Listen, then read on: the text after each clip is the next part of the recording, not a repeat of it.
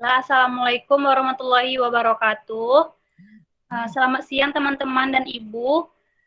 Uh, Baiklah, ini ada kelompok dari Farmasetikal yang akan mempresentasikan hasil diskusi kami mengenai aplikasi bahan alam pada produk farmasetikal, di mana kelompok farmasetikal ini terdiri dari Anissa Martania, saya sendiri, Dinda Putri Utami, Helda Febrianti, Rahul Oktarizal, dan Ulfa Sefa Feliani. Selanjutnya, kita harus tahu dulu apa itu produk farmasetikal. Produk farmasetikal adalah produk yang berfungsi sebagai obat, baik sebagai bahan baku atau senyawa aktif obat, atau bentuk ekstrak yang berhasil sebagai obat.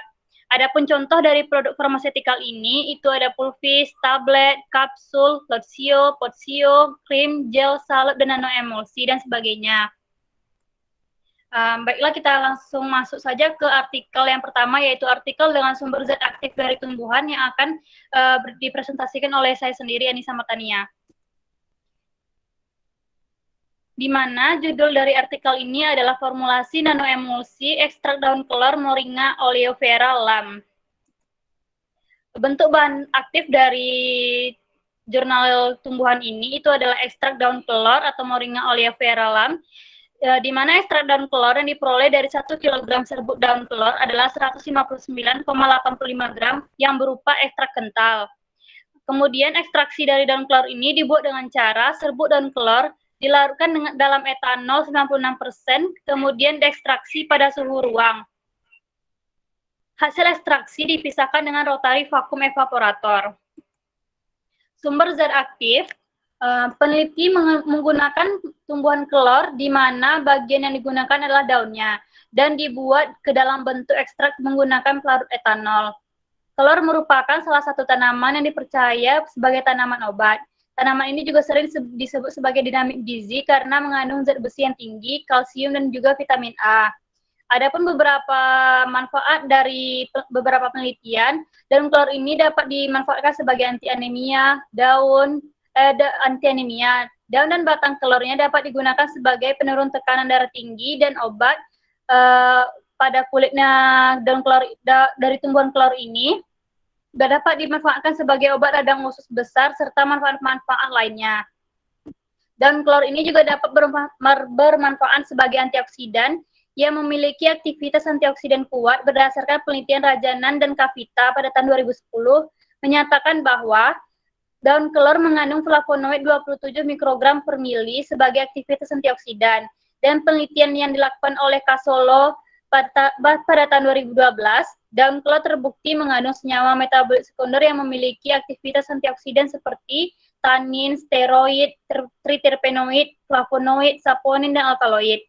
Daun kelor juga memiliki kandungan quercetin yang memiliki aktivitas antioksidan lebih tinggi dibandingkan vitamin C dan E.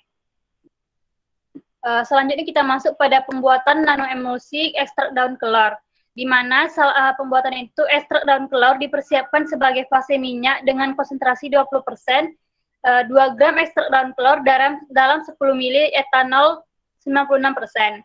Selanjutnya, larutan buffer fosfat sebagai fase air dibuat menggunakan NaOH dan atau HCl hingga pH 7. Sampel sebanyak 100 ml diperoleh dengan mencampurkan ekstrak daun kelor pada konsentrasi 20% dan 30% dengan menggunakan Twin 80. Dan selanjutnya dilarutkan dalam larutan buffer. Adapun formulasi dari sediaan nanoemulsi ini terlampir. Pada formula 1 itu 20%, formula 2 30%, dengan fase minyaknya ekstrak etanol dan kelor ditambah dengan Twin 80 gram sebesar 2 gram pada formula 1 dan 3 gram pada formula 2 yang berfungsi sebagai surfaktan. Kemudian pada fase airnya itu buffer fosfat, pada formula 1 itu konsentrasinya lebih besar daripada formula 2 yang berfungsi sebagai zat pelarut. Pencampuran fase minyak dan fase air ini menggunakan homogenizer kecepatan 30.000 rpm sama 20 menit. Akhir tahap dari nanoemulsi ini kemudian akan dievaluasi atau dianalisis meliputi ukuran droplet, viskositas, uji pH, dan kelarutan. Kemudian ini adalah analisis ekstrak daun kelor, karakteristik dari warna, Itu adalah hijau kecoklatan, bentuknya cairan kental, aromanya khas daun kelor, bobot jenisnya itu 1,18 gram per mili, rendemennya 15,98%, pH-nya 5,18, yang termasuk pH asam. Kemudian itulah aktivitas antioksidannya itu sebesar 39,14 ppm yang termasuk sangat kuat aktivitas antioksidannya. Kemudian kita masuk pada analisis nanoemulsi ekstrak daun kelor, yaitu yang pertama adalah uji ukuran droplet. Dengan menggunakan particle size analyzer atau PSA, ukuran nanoemulsi yang dihasilkan diukur dengan menggunakan particle size analyzer.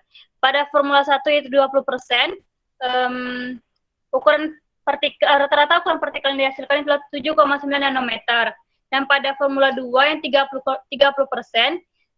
ukuran partikel yang dihasilkan itu adalah 26,2 nanometer, sehingga pada konsentrasi 20% atau formula 1 ini lebih baik dibandingkan dengan formula 2.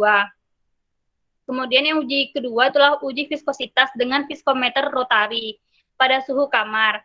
Pada formula 1 itu didapatkan hasilnya 13,17 dan pada formula 2 didapatkan hasilnya 14,17.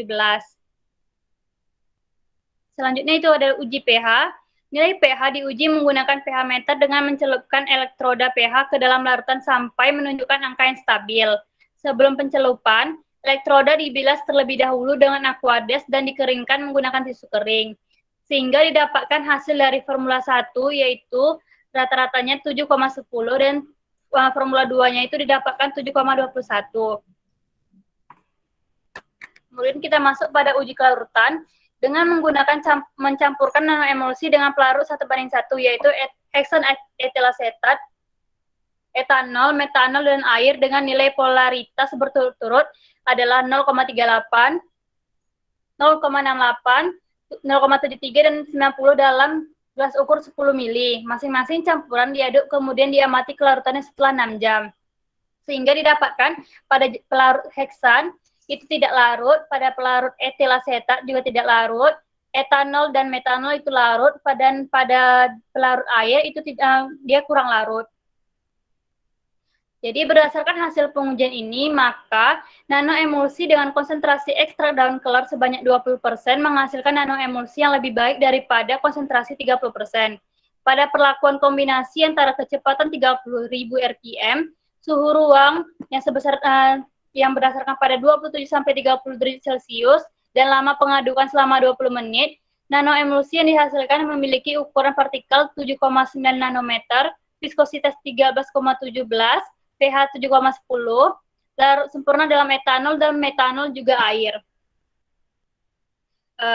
Sekian presentasi dari artikel mengenai bahan aktif dari tumbuhan. Apakah dari kelompok nutraceutical ada yang ingin ditanyakan?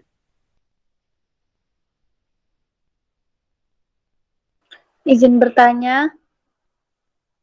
Iya, Kak Ova. Kak Lia. Baik, terima kasih atas kesempatannya. Saya ingin bertanya, pada slide ke-6, konsentrasi ekstrak daun kelor yang digunakan adalah 20% dan 30%. Kenapa digunakan konsentrasi segitu?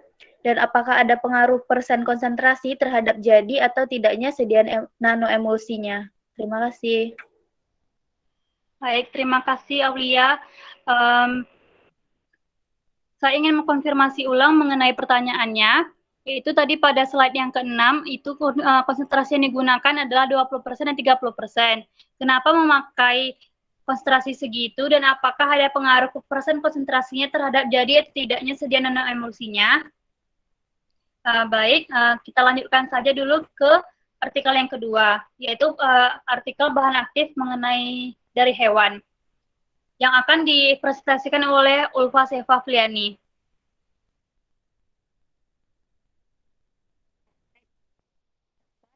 Selanjutnya artikel yang kedua, yaitu artikel dengan sumber zat aktif dari hewan.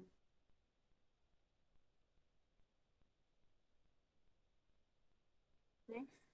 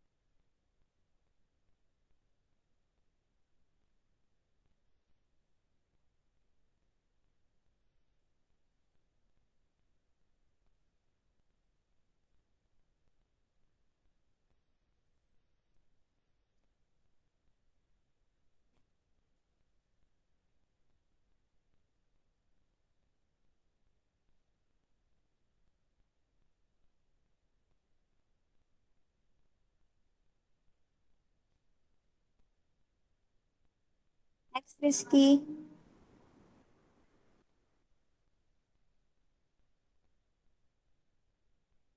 Sebelumnya Rizky.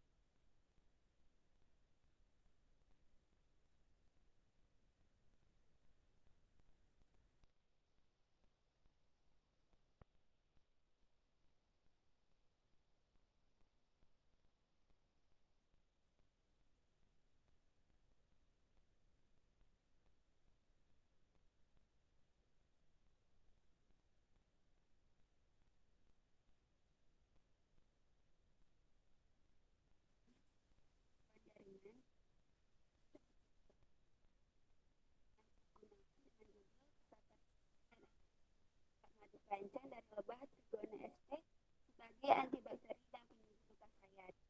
Nah, next.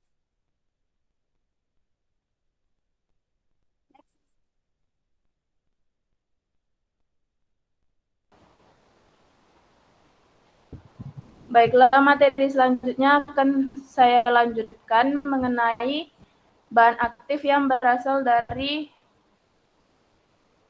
tanaman. Nah, judul jurnal yang saya gunakan yakni karakteristik dan efektivitas dari hewan, efektivitas salep madu kelanceng dari lebah Trigona sp sebagai antibakteri dan penyembuh luka sayat. Next. Nah, bahan aktif dari salepnya ini adalah madu kelanceng, di mana basis salep yang digunakan adalah vaselin putih, yang merupakan basis salep hidrokarbon atau bebas air, dan juga karboksimetil selulosa atau CMC sebagai pengentalnya. Next. Penelitian ini bertujuan untuk mengetahui sediaan salep madu kelanceng yang optimal dan juga efeknya terhadap penyembuhan luka dan infeksi yang disebabkan oleh bakteri. Nah, tahapan penelitian yang dilakukan oleh peneliti ini meliputi uji fitokimia dari madu, pembuatan salep madu kelanceng, uji sediaan salep, yakni uji organoleptik, homogenitas, pH, daya sebar, dan juga daya lekat. Uji zona hambat, dan pengujian pada kelinci atau pembuatan luka, di mana pada kelinci ini dibuat luka sepanjang 1 cm yang nantinya akan diberikan salep tersebut. Nah, keunggulan dari madu kelanceng ini dibandingkan dengan madu yang lain berdasarkan dari penelitian Gardau dan kawan-kawan tahun 2003, yakni madu kelanceng ini terbukti memiliki efek antimikroba yang lebih kuat karena mengandung hidrogen peroksida, fenol, dan juga flavonoid. Madu dapat dicampur menjadi sediaan salep sehingga tidak menyebar kemana-mana, tahan lama, stabil, dan memberikan efek yang maksimal. Next. Next. Nah, yang pertama itu pembuatan salepnya, di mana salep madu kelanceng ini dibuat sebanyak 30 gram dengan berbagai formulasi. Perbandingan basis salep banding madu ini sebesar 1:1, 1:2, 1:5, dan juga 5:1. Dapat dilihat pada tabel yang ada pada slide ya. Dari formulasi yang pertama itu didapatkan bentuk semi padat warnanya kuning, dan juga baunya berbau madu dengan pH 4,92. Sedangkan homogenitasnya itu belum homogen. Nah, kalau yang di formulasi kedua itu tidak jauh berbeda dengan yang formulasi pertama, tetapi pH-nya ini lebih rendah yakni 4,65. Sedangkan untuk formulasi ketiga, yakni baunya itu sudah mulai berbeda dengan bau yang khas madu atau kuat bau madunya. Terus pH-nya juga menjadi 4,8. Untuk formulasi keempat, ini warnanya sudah mulai berubah, yakni menjadi putih kekuningan dengan tetapi bau madunya ini hanya sedikit dan pH-nya ini juga tinggi, 5,3. Formulasi salep ini memiliki pH yang aman bagi kulit sesuai dengan penelitian Sinambela pada tahun 2013 yang mengatakan sediaan salep yang baik memiliki pH sekitar 4,5 sampai 6,5 dan memenuhi syarat pH menurut SNI yaitu 4,5 sampai 8,0 untuk sediaan topikal. Next. Nah, uji daya lekat bertujuan untuk mengetahui lama waktu yang diperlukan bagi salep untuk melekat pada kulit. Sedangkan uji daya sebar ini bertujuan untuk mengetahui kemampuan salep untuk menyebar jika diaplikasikan ke kulit. Berdasarkan hasil penelitian, diketahui bahwa hasil uji daya lekat yakni 33,8 sampai 265,4 detik dan daya sebarnya ini sebesar 1,5 sampai 1,76 cm. Dapat dilihat pada tabel pada slide-nya ini. Next.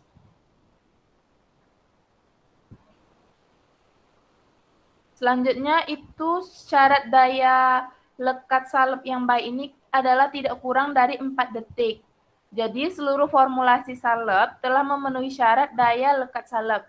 Sedangkan daya sebar salep yang baik adalah 5 sampai 7 cm.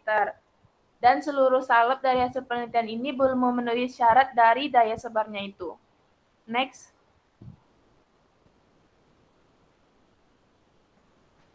Hasil uji fitokimia menunjukkan bahwa madu kelanceng ini mengandung senyawa alkaloid yang ditunjukkan oleh hasil positif pada uji alkaloid dengan menggunakan reagen Wagner dan Meyer. Dapat dilihat pada slide kalau alkaloidnya ini positif, sedangkan terpenoid, steroid, saponin, tanin, dan juga flavonoidnya itu negatif. Next.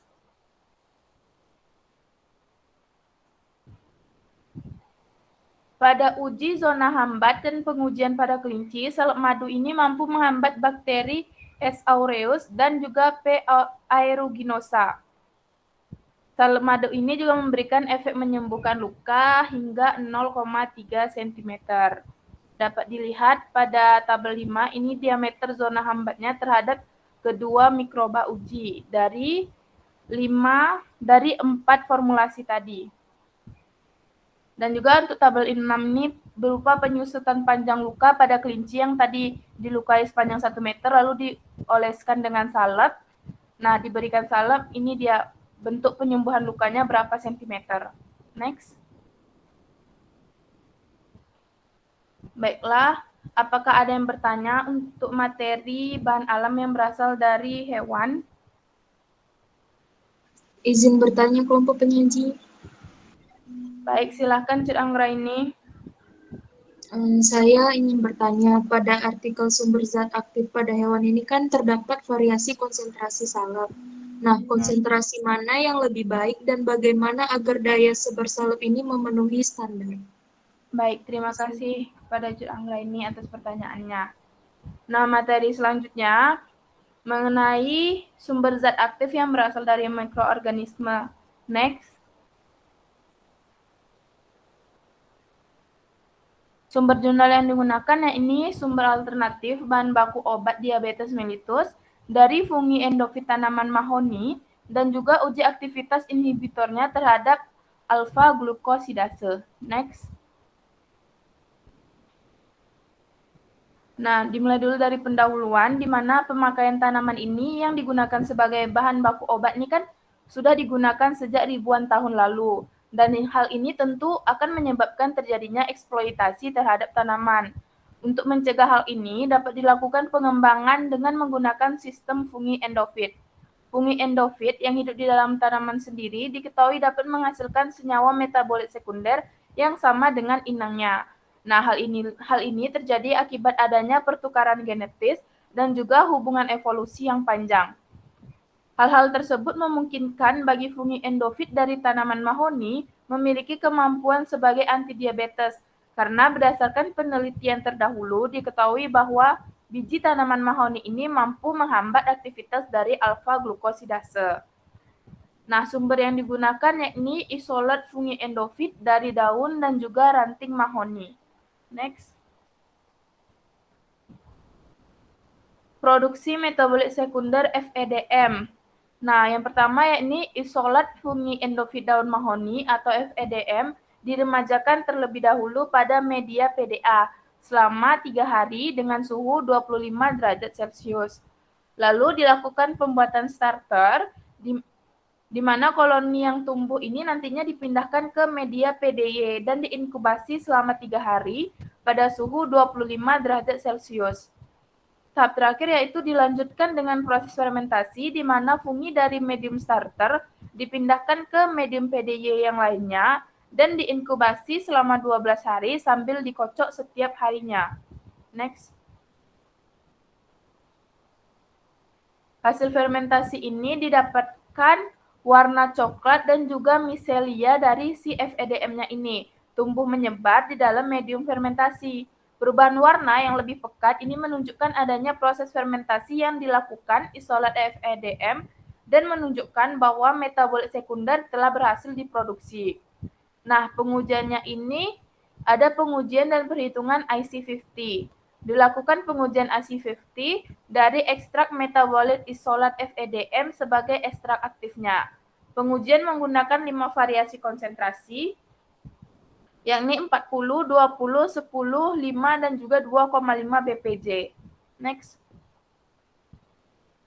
Nah, ini ada tabel berupa hasil pengujian IC50 tadi.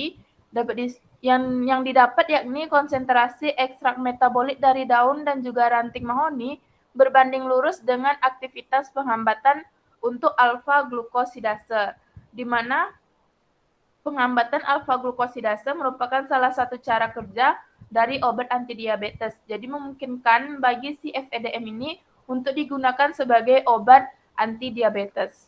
Next. Baiklah, untuk materi bahan aktif dari mikroorganisme, apakah ada pertanyaan?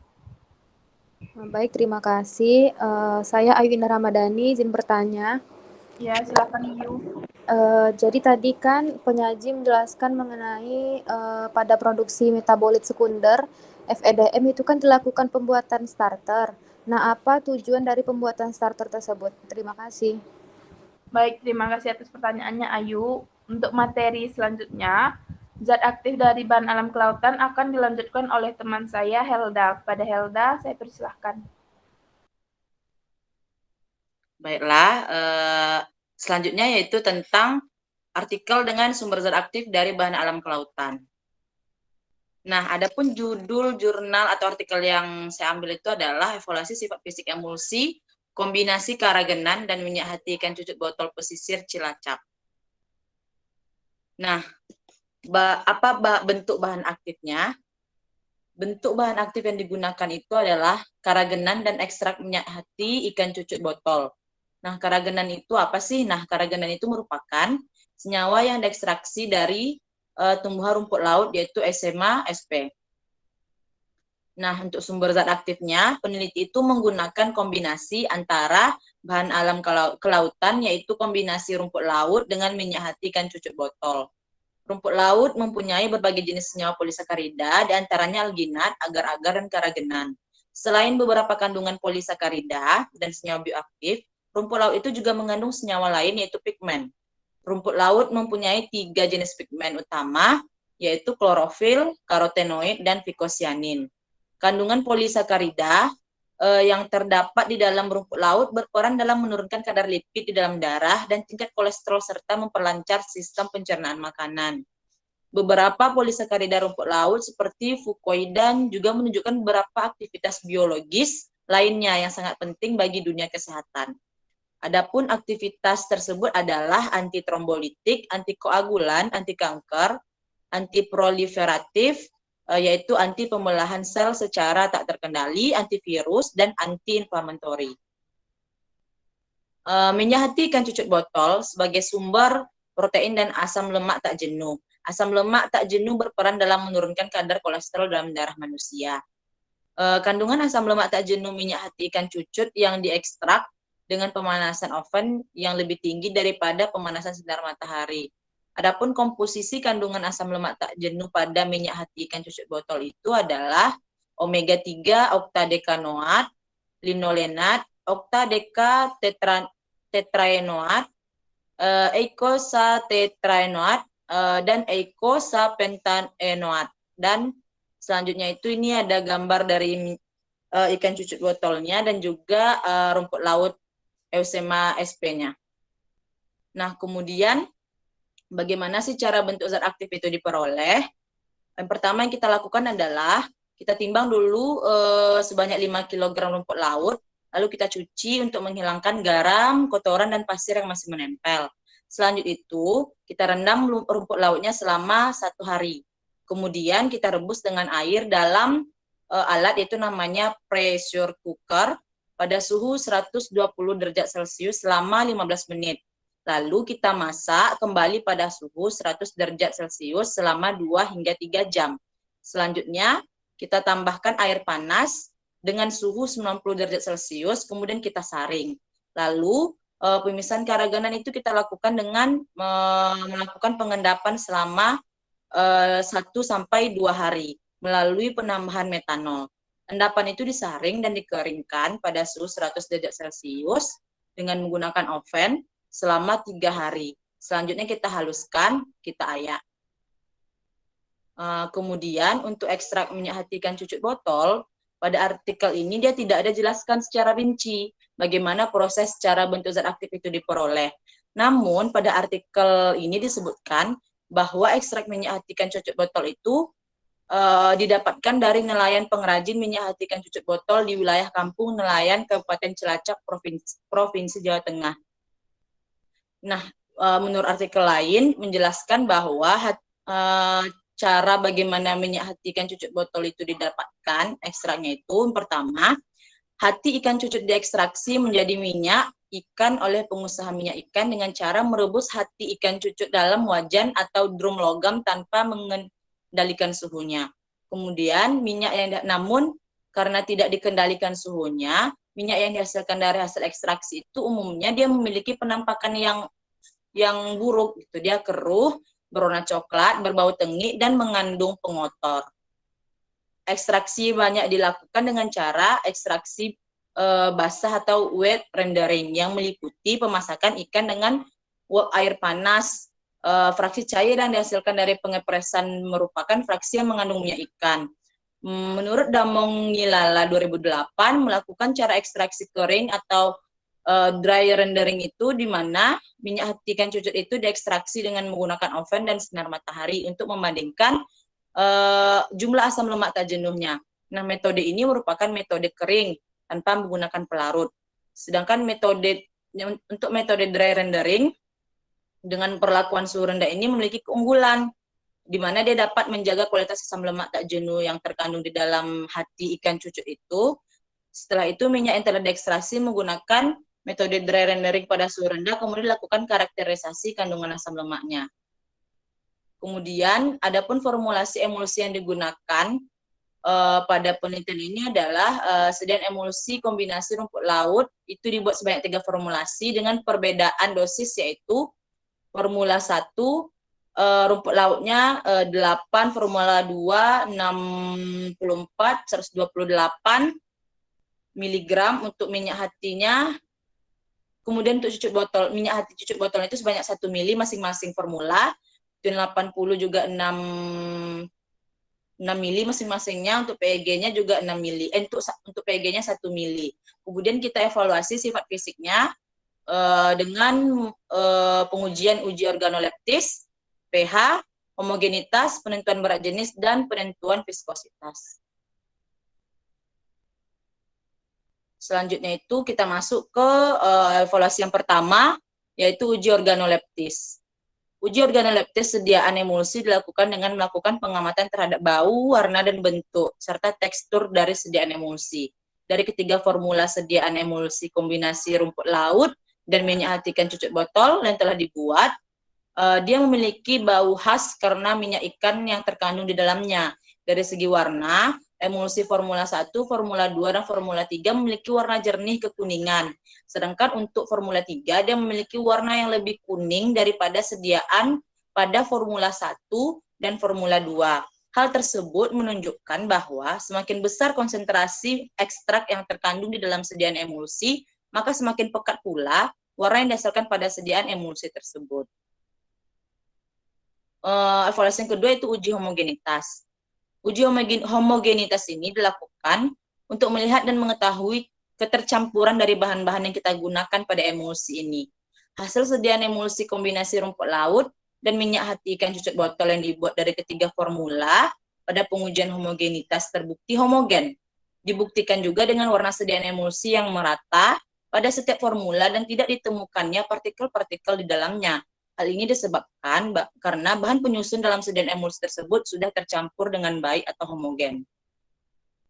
Adapun uji pH yang dilakukan memiliki hasil bahwa emulsi kombinasi antara rumput laut dan minyak hati ikan cucut botol itu terbukti memiliki pH 7, sehingga dapat dikatakan bahwa sediaan emulsi tersebut telah memenuhi persyaratan sediaan yang baik, yaitu memiliki pH antara 6,5 hingga 7.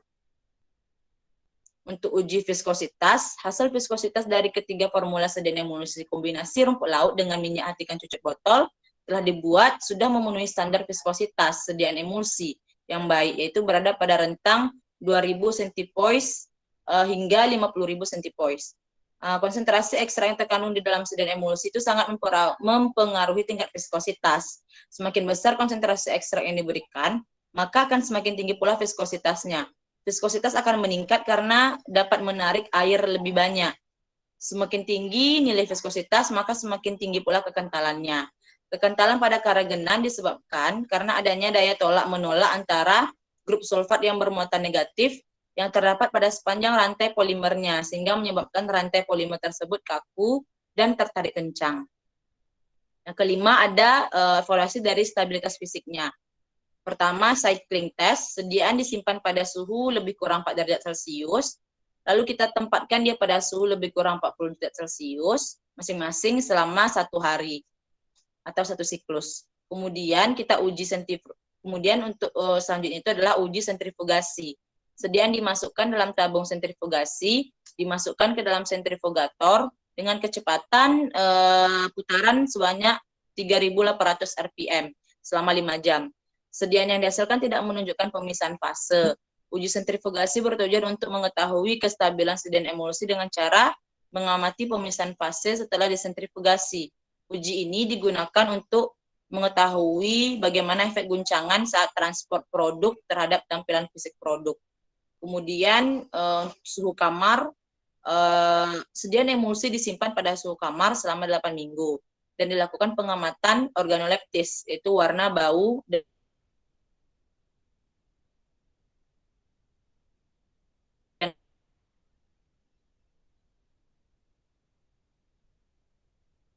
homogenitasnya dan pengukuran pH setiap 2 minggu. Selama penyimpanan warna pada penyimpanan suhu rendah, itu emulsi disimpan pada suhu rendah selama 8 minggu dan dilakukan pengamatan warna, bau, homogenitas, dan pengukuran pH setiap 2 minggu selama penyimpanan pH.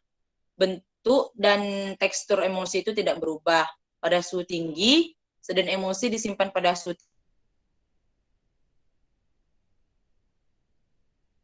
tinggi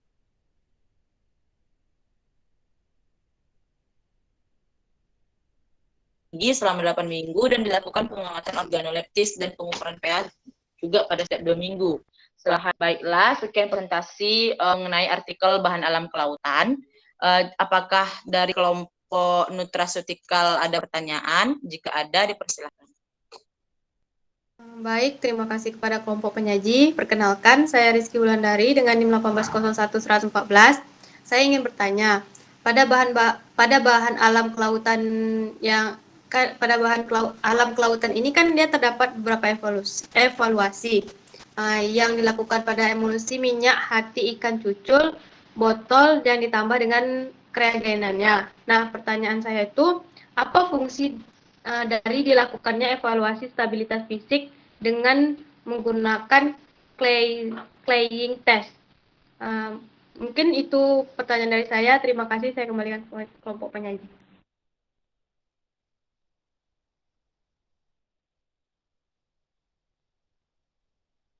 Baiklah, saya konfirmasi ulang pertanyaan dari Rizky Wulandari. Pada uji stabilitas fisik itu terdapat yang namanya cycling test. apa sih fungsi dari secara spesifiknya fungsi dari cycling test tersebut. Apakah begitu bunyi pertanyaannya, Rizky?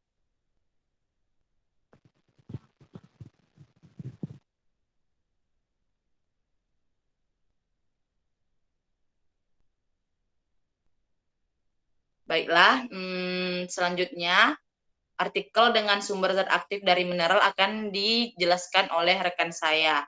Kepada rekan saya dipersilahkan. Baiklah, untuk selanjutnya itu ada artikel dengan sumber zat aktif dari mineral.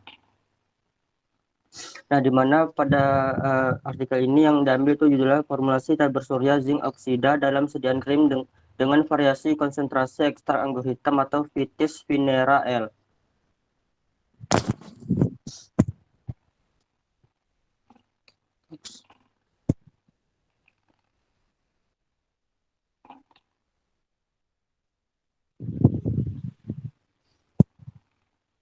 Next.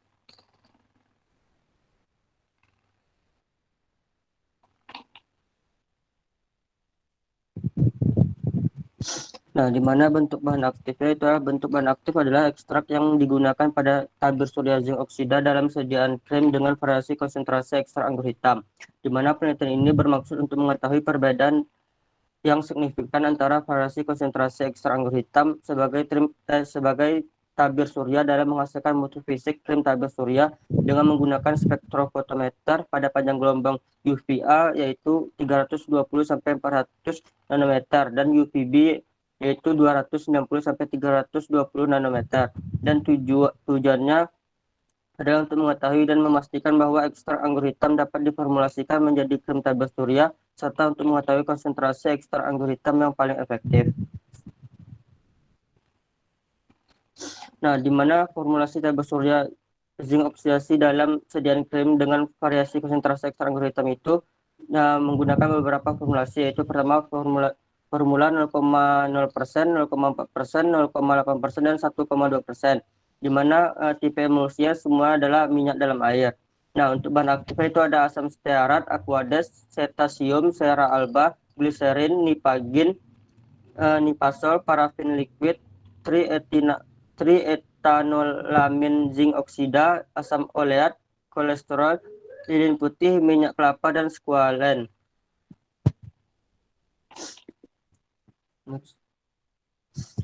Nah, untuk prosedur penelitian yang pertama itu menimbang dengan teliti 1 gram krim tabir surya ekstrak anggur hitam dengan variasi konsentrasi yang ada yaitu 0%, 0,4%, 0,8%, dan 1,2%.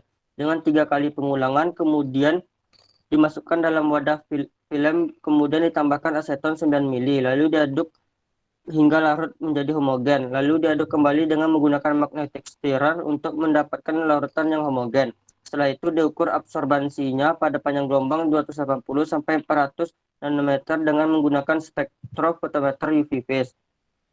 Untuk analisis data yang digunakan itu untuk menguji mutu fisik krim tabir surya ekstrak anggur hitam ada 2, yaitu dengan membandingkan hasil yang diperoleh dengan persyaratan yang tercantum dalam Farmakopeia Indonesia dan pustaka lainnya. Analisis kedua itu adalah uji statistik dengan uji rancangan acak lengkap atau RAL.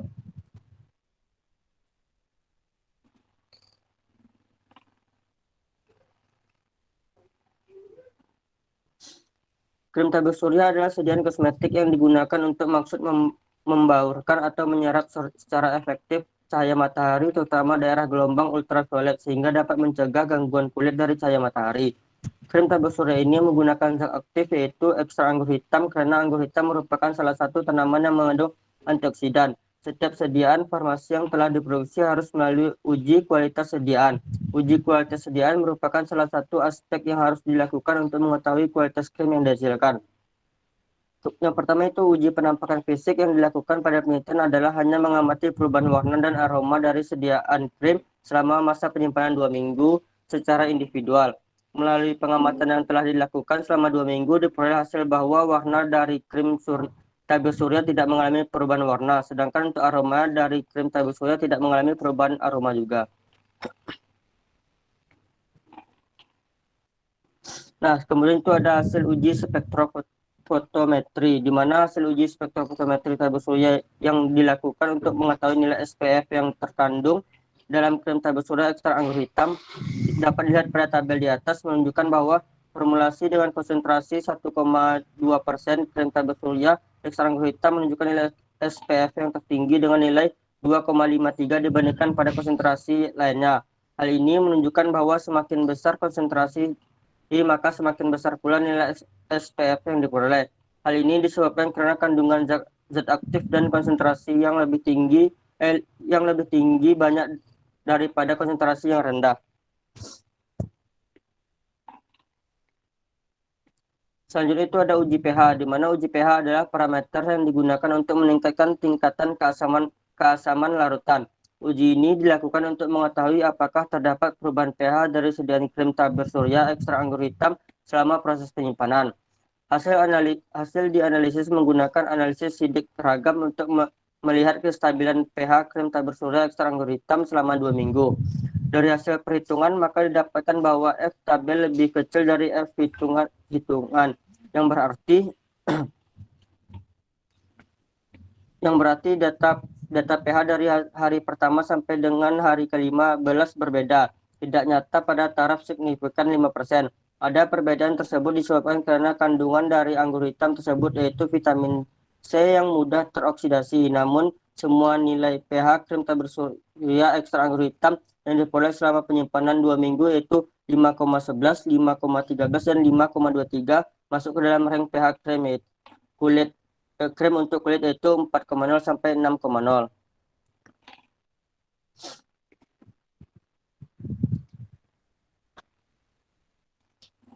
Next.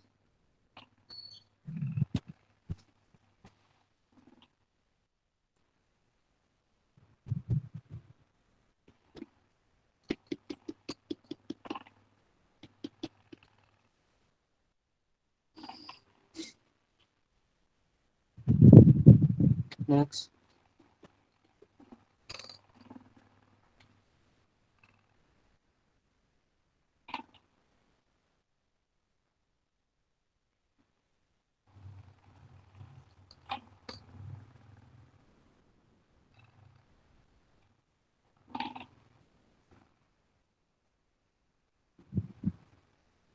Bentar ya, ada gangguan jaringan.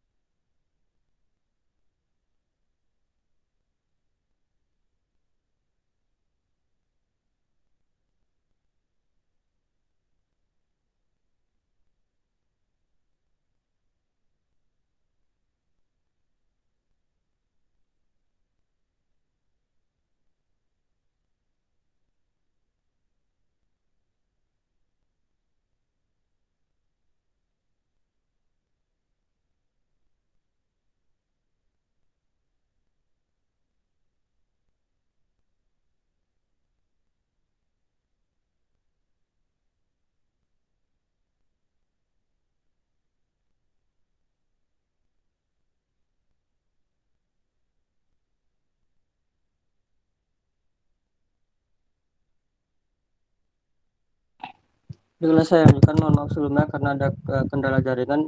Selanjutnya itu adalah sumber zat aktif, di mana krim tabir surya dalam penelitian ini merupakan sediaan krim dengan tipe minyak dalam air, di mana dalam basis krim terdapat lebih banyak fase air daripada fase minyak, karena akan lebih mudah dibersihkan dan menguapnya air dapat menyegakkan jaringan.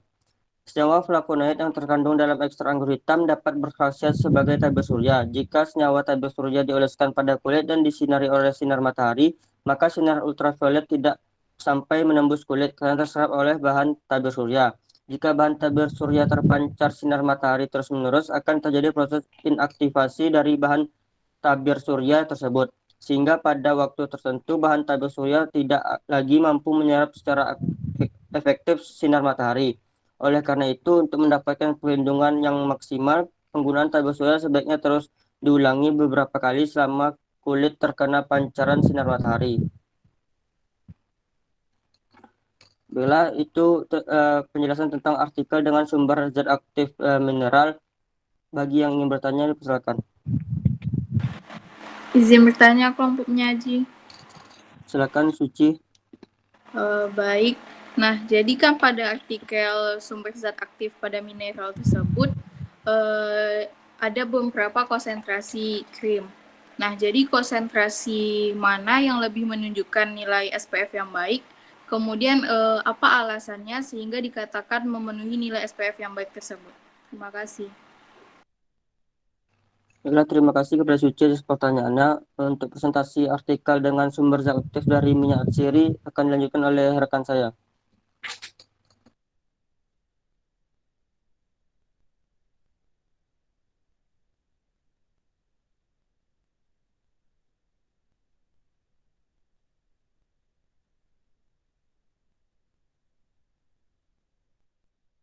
Baik, terima kasih rekan kami Rahul Oktarizal.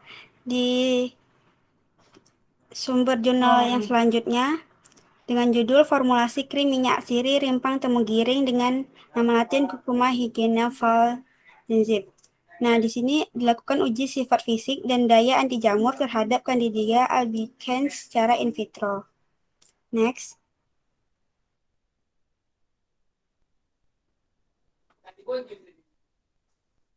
Nah, adapun bahan aktif pada literatur ini yang pertama ada minyak siri itu sendiri, yakni dari rempang temu giring, ada cera alba, parafin liquid, natrium tetraborat, aqueous, asam stearat, gliserin, citrioenolamin, jamur Candida albicans, dan media agar, saburon, serta standar dari MC-Farlatnya. Next. Nah, adapun sumber zat aktif ini menggunakan rimpang tumbuhan temu giring dengan nama latin Curcuma hygiena valdensis. Minyak asirinya mempunyai aktivitas anti jamur terhadap Candida albicans dengan kadar hambar minimal 0,25% ppv. Next. Untuk selanjutnya saya serahkan kepada rekan saya.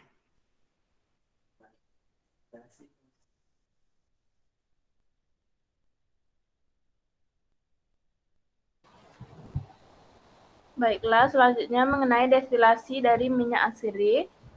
Nah, langkah pertama yakni 3 kg rimpang temu giring yang sudah dicuci dan juga diiris tipis dimasukkan ke dandang aluminium berisi 5 liter air dan dihubungkan dengan alat modifikasi Clavenger. Alat tersebut dipanaskan dengan kompor gas hingga proses penyulingan selesai.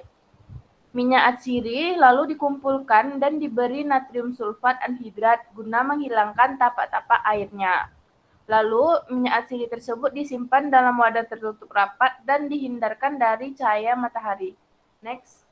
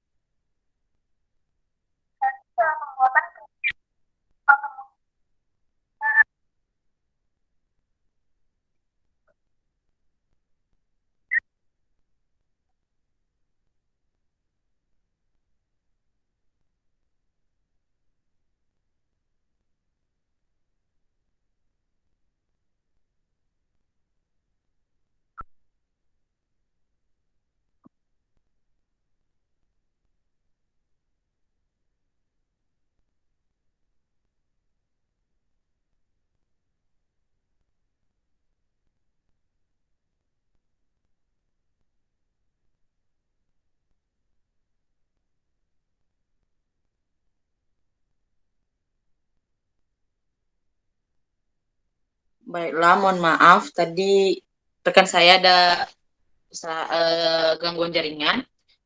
Saya lanjutkan. Untuk pembuatan krim minyak atsiri rimpang temu girang, kita membuatnya itu dengan tipe air dalam minyak. Fase minyak sera alba, fase minyak itulah sera alba, setakium, parafin liquid, dan fase airnya itu natrium tetraborat, aquades, lalu dipanaskan di atas penanas air sampai suhunya itu 65 derajat Celcius. Lalu kita lebur sempurna. Nah, fase air itu dimasukkan ke dalam fase minyak sedikit demi sedikit, lalu kita aduk sampai suhu 25 derajat Celcius hingga terbentuk massa krim. Kemudian kita masukkan minyak atsiri rimpang temu giring ke dalam mortir dan diaduk sampai homogen. Kemudian krim dimasukkan dalam wadah yang cocok dan tertutup rapat. Cara membuat krim tipe minyak dalam air yang kedua yaitu vanishing cream atau tipe minyak dalam air. Fase minyaknya itu asam stearat dan fase airnya itu adalah aquades, gliserin, natrium tetraborat, dan TEA. Di atas penanas air sampai suhu 55 derajat Celcius. Fase minyak dimasukkan ke dalam fase air sedikit demi sedikit dan diaduk sampai suhunya 25 derajat Celcius hingga terbentuk massa krim. Kemudian kita masukkan minyak atsiri rimpang temu giring ke dalam basis krim yang telah terbentuk, lalu aduk homogen.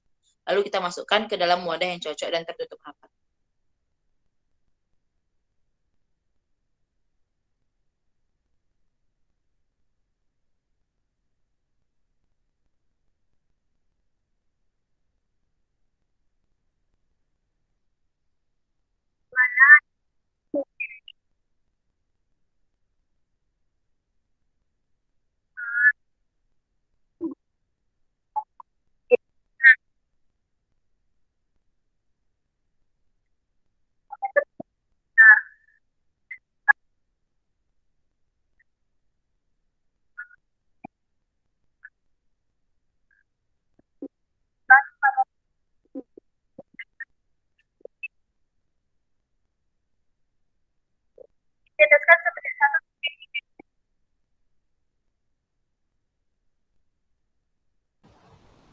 Baiklah, maaf sebelumnya ada masalah jaringan dengan teman saya. Untuk uji sifat fisika minyak atsiri, yang pertama yaitu penetapan bobot jenis. Nah, penetapan bobot jenis minyak atsiri rimpang temu giring ini digunakan piknometer 10 mili. Penetapan indeks bias, alat yang digunakan adalah refraktometer hand tipe M3. Penutup prismanya dibuka dan pada bagian prismanya dibersihkan dengan kertas tisu yang dibasahi dengan alkohol. Minyak atsiri lalu diteteskan sebanyak 1-2 tetes di atas permukaan prisma sampai merata, kemudian ditutup kembali. Nilai indeks bias dan dalam harga persen. Nah, bisa dilihat dari tabel 2 ini merupakan hasil pengukuran dari uji sifat fisika minyak atsiri. Yang pertama, indeks bias minyak atsirinya didapatkan nilai 1,63 dan bobot jenisnya adalah 0,96. Next.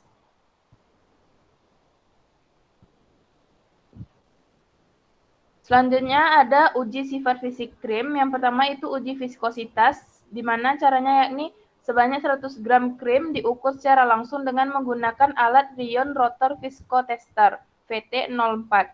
Viskositas dilihat pada skala dalam alat setelah tercapai kestabilan. Nah, tabel 3 ini merupakan hasil viskositas dari krim MA dan A per M. Untuk formula bisa dilihat di sini formula 1 dan 2 itu viskositasnya adalah 82 dan juga 159. Sedangkan untuk kontrol 1 dan juga kontrol 2 itu didapatkan nilai 11 dan juga 203. Nah, untuk uji daya menyebar, caranya nih timbang 0,5 gram krim, letakkan di tengah cawan Petri yang berada dalam posisi terbalik. Lalu diletakkan cawan Petri yang lain di atas krim, dibiarkan 1 menit. Diukur diameter krim yang menyebar, ditambahkan 50 gram beban tambahan, diamkan lagi 1 menit. Lalu catat diameter krim yang menyebar dan diulangi masing-masing 5 kali untuk setiap krim yang akan diperiksa. Next.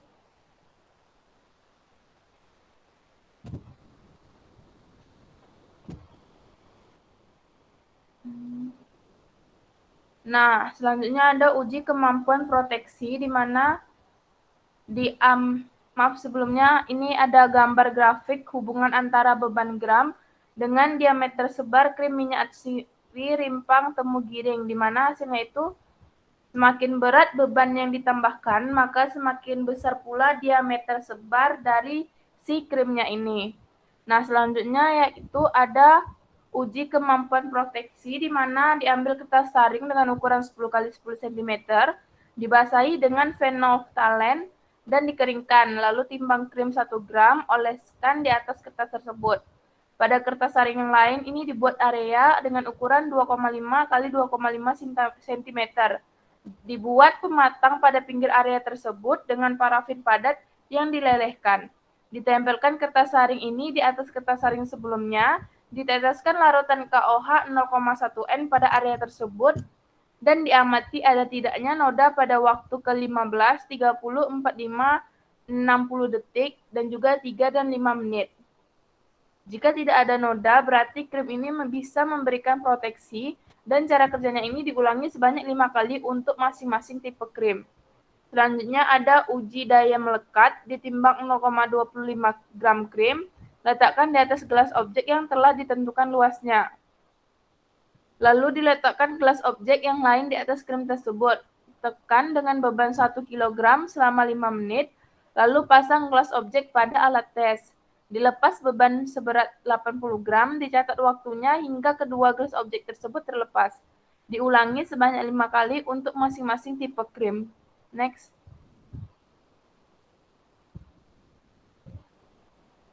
Nah, ini ada tabel 5 hasil uji dari daya melekat krim M/A dan A/M. Dapat dilihat untuk formula 1 dan juga formula 2 itu daya melekatnya adalah 0,298 dan juga 0,524. Sedangkan untuk kontrol 1 dan juga kontrol 2, daya melekatnya adalah 0,376 dan juga 0,588. Selanjutnya ada uji pH, di mana pengujian pH krim ini menggunakan pH indikator universal. Kertas pH ini dimasukkan ke dalam salep, lalu dicocokkan warna indikator dengan standar warna pH indikator yang tertera pada wadah. Pada penelitiannya ini didapatkan pH basis krim M/A dan A/M memiliki pH 6, dan untuk formula krim M/A dan A/M pH-nya itu meningkat menjadi 7. Hal ini berarti adanya penambahan minyak atsiri dapat meningkatkan pH krim. pH 7 ini tergolong pH yang netral, tetapi berada di luar rentang pH kulit dan juga vagina. Sehingga perlu dilakukan uji iritasi terlebih dahulu sebelum krim ini diaplikasikan ke kulit yang terinfeksi. Next. Selanjutnya ada uji daya anti jamur krim terhadap Candida albicans secara in vitro. Nah, cara kerjanya nih 6,5 gram media dilarutkan dengan 100 ml Aquades, lalu disterilisasi dengan autoklaf pada suhu 121 derajat Celcius dan juga tekanan 1 atm selama 20 menit. Nah, jamur Candida albicans yang telah dibiarkan dengan OC lalu dioleskan pada tabung berisi media sabourac. Simpan pada suhu 28 derajat Celcius selama waktu 24 jam. Nah, ini ada hasil gambarnya. Yang pertama ini uji kontrol ketoconazole krim 2%. Lalu di sampingnya ada uji kontrol minyak atsiri rimpang temu giring. Dan yang di bawahnya ini adalah aktivitas anti jamur krim minyak atsiri rimpang temu giring 10% B/B tipe M/A atau si formulasi satunya. Next.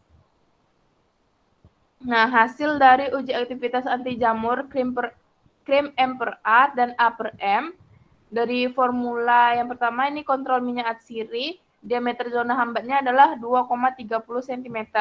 Sedangkan kontrol ketoconazole krim 2% itu diameter zona hambatnya adalah 2 cm. Untuk formula 1, 1,84 cm, dan formula 2, 1,7 cm.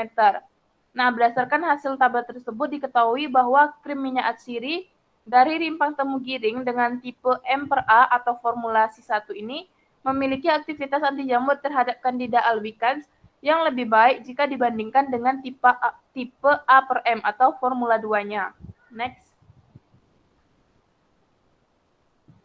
Berdasarkan hasil pengujian ini, maka disimpulkan bahwa krim A/M memiliki viskositas lebih besar dari tipe M/A daya menyebar dan daya proteksi krim M per A lebih baik daripada krim A per M, daya melekat krim A per M lebih lama daripada krim M per A, krim M per A dan A per M memiliki rentang pH ini 6-7 dan tergolong pH netral. Krim minyak asiri rimpang temugirim M per A memiliki diameter zona hambat 1,84 cm, memiliki daya anti jamur terhadap Candida albicans yang lebih baik daripada krim A per M dengan di mana diameter zona hambatnya ini 1,7. Next.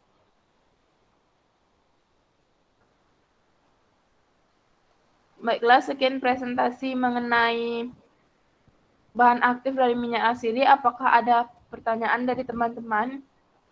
Izin bertanya, moderator. Perkenalkan, nama saya Galuh Karunisa Ramadhani. Ingin bertanya mengenai uji daya melekat. Nah, yang ingin saya tanyakan itu seperti apa ya uji daya melekat yang baik dan buruk itu seperti apa? Mungkin hanya itu aja yang saya tanyakan. Saya kembalikan ke moderator. Baik, terima kasih Galuh atas pertanyaannya. Nah, selanjutnya teman-teman kita lanjutkan ke sesi menjawab pertanyaan. Kepada teman saya yang ingin menjawab pertanyaan, saya persilahkan. Baik, terima kasih Dinda. Selanjutnya saya Anissa Martania akan menjawab pertanyaan dari Aulia Ulfa. Di mana jawabannya itulah penelitian ini adalah pengembangan sediaan ekstrak daun kelor dalam bentuk nanoemulsi yang diharapkan memiliki sifat kelarutan dan penyebaran yang lebih baik. Dan pada jurnal ini tidak dijelaskan oleh peneliti alasan pemakaian konsentrasinya apa. Kemudian untuk pengaruh persen konsentrasi ini terhadap jadi atau tidaknya sediaan nanoemulsinya itu dipengaruhi oleh fase airnya, yaitu larutan buffer fosfatnya sebagai pelarut zatnya yang lebih besar daripada konsentrasi 20% dari konsentrasi 30%. Sehingga pada hasil pembuatan nanoemulsi ekstrak daun kelor dengan konsentrasi 20% lebih baik dari konsentrasi 30%. Apakah Aulia Ulfa jelas dengan jawabannya?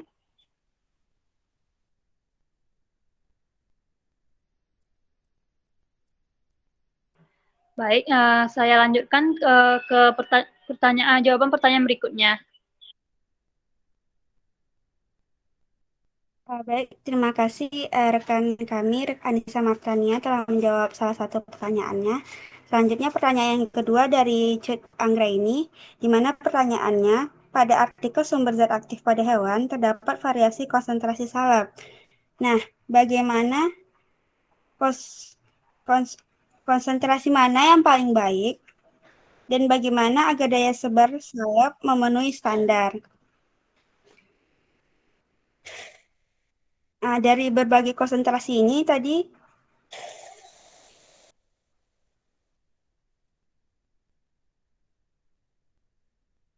salep madu kelenceng ini kan tadi dibuat sebanyak 30 gram dengan formulasi perbandingan sebanyak antara basis salep dan basis madunya sebesar 1:1 sampai 1:2, 1:5, dan 5:1. Nah, pada formulasi salep ini ke semua konsentrasi pH-nya sudah memenuhi standar dari SNI dan standar dari sediaan topikal itu sendiri. Juga telah memenuhi keseluruh variasi konsentrasinya telah memenuhi syarat daya lekat salep yang baik, yang ini tidak kurang dari 4 detik. Dan juga telah memenuhi syarat daya sebar yang baik, yakni 5-7 cm pada seluruh konsentrasi. Sedangkan pada pengujian salep kelinci madu ini memberikan efek anti-inflamasi karena tidak terdapat pembengkakan pada daerah luka kelinci. Adapun pada uji zona hambatnya diperoleh hasil kurang dari 5 mm. Nah, sehingga aktivitas antimikroba salep madu ini pada seluruh konsentrasinya salepnya dikategorikan kurang baik. Karena kurang baik, jadi kurang efektif menghambat aktivitas bakteri dari Staphylococcus aureus dan Pseudomonas aeruginosa. Adapun efek penyembuhan lukanya diperoleh dari berbagai konsentrasi dari 0,13 sampai 0,3. Jadi dapat diketahui berdasarkan hasil penelitian ini yang paling baik konsentrasinya pada salep dengan perbandingan 1:1, yakni memiliki efek penyembuhan luka sebesar 0,3 cm. Adapun dari kepadatan salep ini perlu diperbaiki melalui penambahan adap selane maupun dengan cara pengadukan secara terus-menerus sehingga daya sebarnya dapat ditingkatkan. Untuk memperbaiki homogenitasnya yang kurang baik, dapat dipengaruhi dari proses pembuatan salep, di mana saat pemanasan suhunya di 70 derajat Celcius. Dan komposisi salep ini perlu diperhatikan agar salep yang dihasilkan lebih homogen dan tidak merusak senyawa madu. Baik, apakah Cut Anggraini dapat diterima jawabannya? Terima kasih Ulfa atas jawabannya. Untuk pertanyaan selanjutnya akan dijelaskan oleh rekan saya. Baiklah, untuk pertanyaan dengan sumber aktif yang berasal dari mikroorganisme yang bertanya yakni Ayu Indah Ramadhani dengan pertanyaan, pada produksi metabolit sekunder FEDM kan dilakukan pembuatan starter. Nah, apa tujuan dari pembuatan starternya ini? Nah, jawabannya yakni tujuan dari pembuatan starter adalah untuk memperbanyak jumlah miselia dari si FEDM-nya sendiri atau fungi endofit daun mahoni. Tujuan lainnya yaitu untuk melakukan adaptasi supaya si funginya ini atau miselianya ini dapat beradaptasi atau menyesuaikan diri dengan media tumbuhnya. Apakah bisa diterima jawabannya, Ayu? Baik, terima kasih Dinda, dapat diterima. Terima kasih. Baiklah, untuk jawaban pertanyaan selanjutnya akan saya serahkan kepada Helda.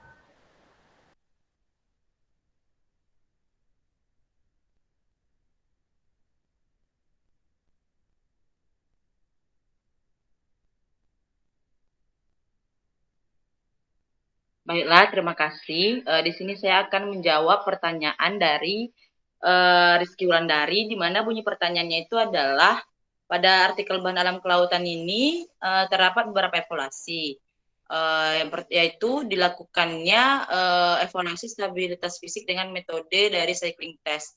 Nah, apa sih fungsi dari metode dilakukannya stabilitas fisik, uji stabilitas fisik dengan metode cycling test?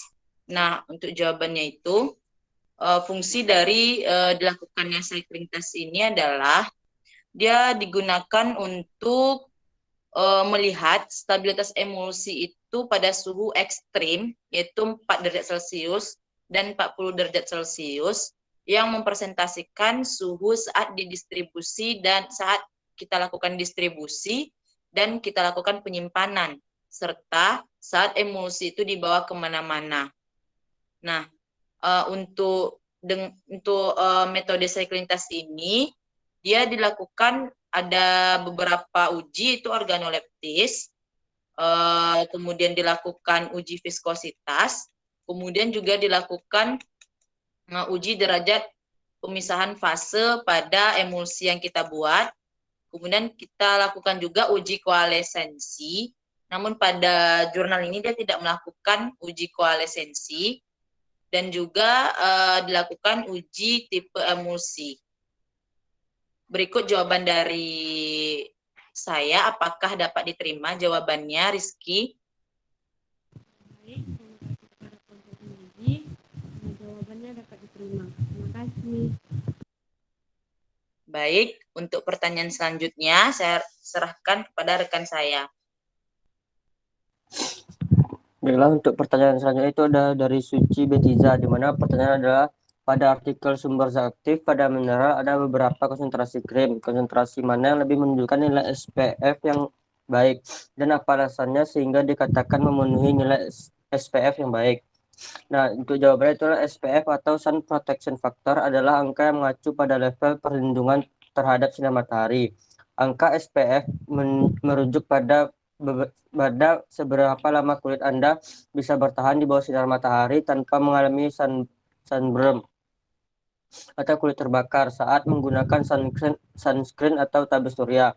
Nah, di mana dapat dilihat dari hasil uji spektrofotometri krim tabir surya dilakukan untuk mengetahui nilai SPF yang terkandung dalam krim tabir surya ekstrak anggur hitam, di mana pada tabel formulasi menunjukkan bahwa formulasi dengan konsentrasi 1,2% krim tabir surya ekstrak anggur hitam menunjukkan nilai SPF tertinggi dengan nilai 2,53 dibandingkan pada konsentrasi 0%, 0,4%, dan 0,8%. Hal ini menunjukkan bahwa semakin besar konsentrasi, semakin besar pula nilai SPF yang diperoleh. Hal ini disebabkan karena kandungan zat aktif dengan konsentrasi yang tinggi lebih banyak daripada konsentrasi yang rendah. Baiklah, sekian jawaban saya. Apakah dapat terima? Baik, terima kasih Rahul. Jawabannya dapat diterima. Sama-sama. Baiklah, untuk pertanyaan selanjutnya akan dilanjutkan oleh teman saya.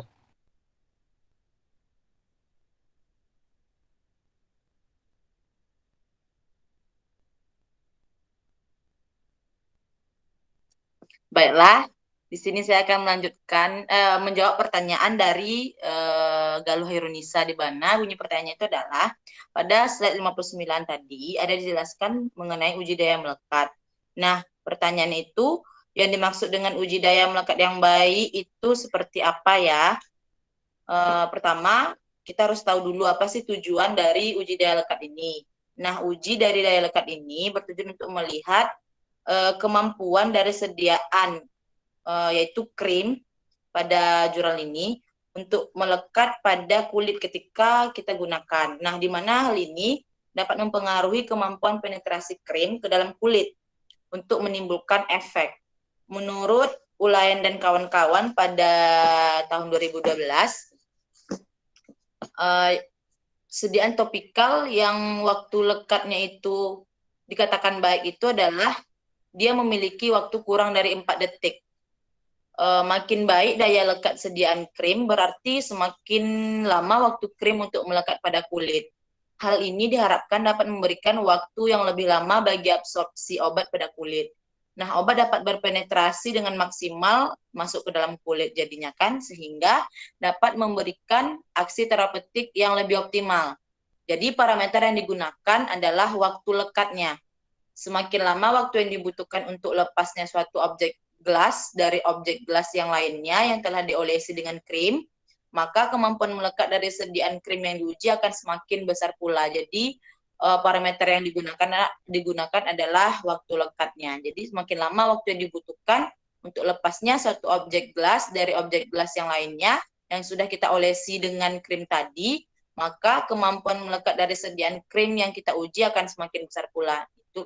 Itulah parameter kita menentukan dia itu baik atau buruknya.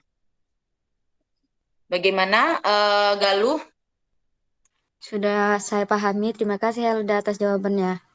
Ya, sama-sama. Baiklah, sekian presentasi dari kelompok 1, yaitu farmaseutikal.